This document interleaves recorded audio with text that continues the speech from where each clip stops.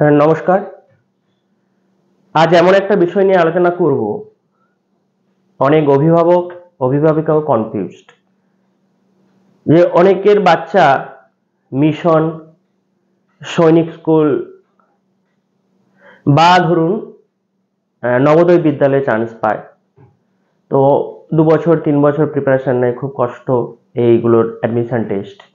তো সেইগুলোতে চান্স পায়, তাদের কি সেই জায়গাগুলোতে পাঠানো উচিত?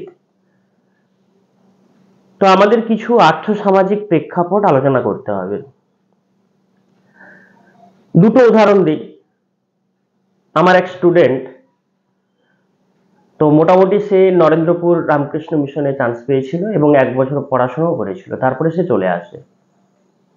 আর একজন স্টুডেন্ট রাষ্ট্রীয় মিলিটারি যে স্কুল RMS, সৈনিক স্কুল তিলাইয়া, এই সৈনিক স্কুল তিলাইয়াতে আমার PGT কেমিস্ট্রি পার্মানেন্ট পোস্টে মানে জয়েন করার কথা ছিল, করিনি। আর থার্ড হচ্ছে নবোদয় বিদ্যালয়। এই 3 জায়গাতেই সে চান্স পেয়েছিল, কিন্তু কোনো জায়গাতেই সে যায়নি। অনেক খোঁজ খবর নিয়ে জানার পর সে আর যায়নি। তার আমার সঙ্গে কন্টিনিউ আলোচনা হতো। এই দুজন এখনো আমার সঙ্গে যুক্ত। এবার কোশ্চেন যে এরা কেন যায়নি। আবার আমি কাউকে বলি না যেতে। প্রথম কথা হচ্ছে যে কোনো হোস্টেল বা কোনো স্কুলই এখন আর কিন্তু অতিরিক্ত কিছু পড়াচ্ছে না, এক্সট্রা কিছু পড়াবে না, এক্সট্রা কিছু গাইডেন্স দেবে না। যা সিলেবাস আছে সেটার উপরে, সেই যে কোনো মিশনই হোক না কেন, এক্সট্রা কিছু গাইডেন্স পেতে গেলে কি করতে হয়? হয় ছুটির দিনগুলোতে, যেদিন গার্জেন দেখা করতে যাবে, বিভিন্ন অনলাইন ক্লাস বা ইত্যাদি, বা বাড়িতে যদি আসে তাদের কিন্তু একটু ফুসরত থাকে না। এই টিচার ওই টিচার এই টিচার দিয়ে দিয়ে কিন্তু তাদের মোটামুটি ব্যস্ত রাখা হয়, সেটা করতেই হয়। হোস্টেলগুলোতে আলাদা কোনো গাইডেন্সের ব্যবস্থা নেই।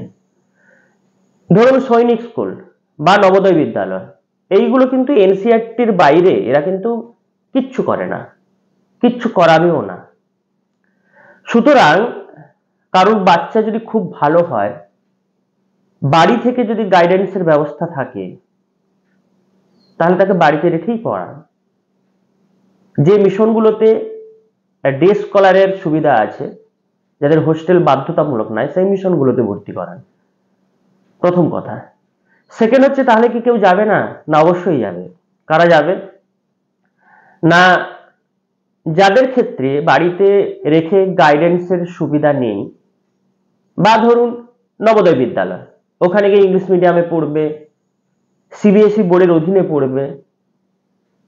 বাড়ি থেকে যদি পড়ানো হয়, সেই স্কুল অত ভালো স্কুল পাওয়া যাবে না, ভালো গাইডেন্সও পাওয়া যাবে না, ইংলিশ মিডিয়াম স্কুলও পাওয়া যাবে না, খরচও অনেক বেশি। তারা ওই স্কুলে পাঠাতে পারে। তার মানে যাদের বাড়ি থেকে গাইডেন্সের সুবিধা নেই, যাদের বাড়ির কাছে ভালো স্কুল নেই, তো তারা কিন্তু এই স্কুলগুলোতে পাঠাতে পারে। এবার ধরুন যাদের ক্ষেত্রে বাবা মা দুজনই ব্যস্ত, সময় দিতে পারছে না বাচ্চাকে, বা অনেকের ক্ষেত্রে দেখেছি, মানে আমার কাছে এসছে উদাহরণ একজনের, যে তার মা ছোটবেলাতেই মারা গেছেন, বাবা টিচার, তো তাকে কে গাইড করবে বাড়িতে?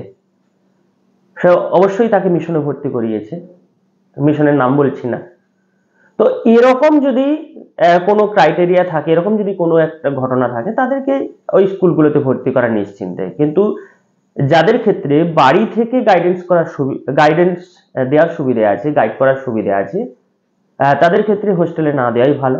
কারণ হোস্টেলে আলাদা কোনো কিছু করানো হয় না, কোনো হোস্টেলেই করানো হয় না।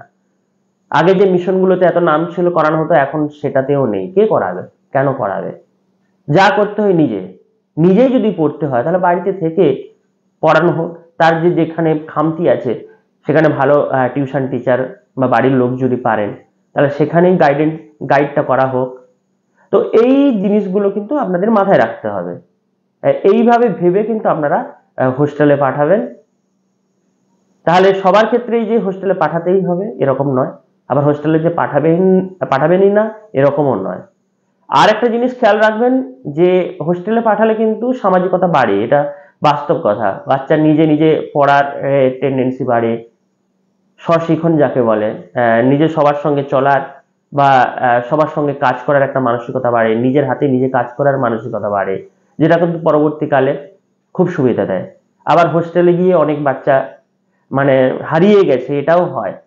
তো সেটা আপনাদের ভালো করে কাউন্সেলিং করিয়ে দেখে বাচ্চা পারবে কিনা, বাচ্চার নিড কিরকম, সেই নিডটা ওই হোস্টেলে ফুলফিল হবে কিনা, এইসব দেখে আপনারা পাঠাবেন। আবেগের বশবর্তী হয়ে পাঠাবেন না। কারণ একটা মিশনের নাম জানি, যেখানে মানে ভর্তি হতে সব থেকে বেশি কষ্ট হয়, কিন্তু তাদের আউটপুট এখন বর্তমানে ধরুন 5 বছর অতটাও ভালো নয়। গড়িয়াতে বা কামালগাজিতে ফ্ল্যাট কিনে বা ভাড়া নিয়ে থাকতে হয়। তার জন্য অনেকের অনেক লাখ লাখ টাকা খরচা হয়, বাইরে এসে গাইডেন্স দিতে হয়। ধরুন 2 সপ্তাহ অন্তর অন্তর দেখা করতে যায়, সেই যে 3 ঘন্টা 4 ঘন্টা 5 ঘন্টা অনলাইন ক্লাস করতে হয় গাড়িতে বসে, এখানে টিচার ফিট করা থাকে।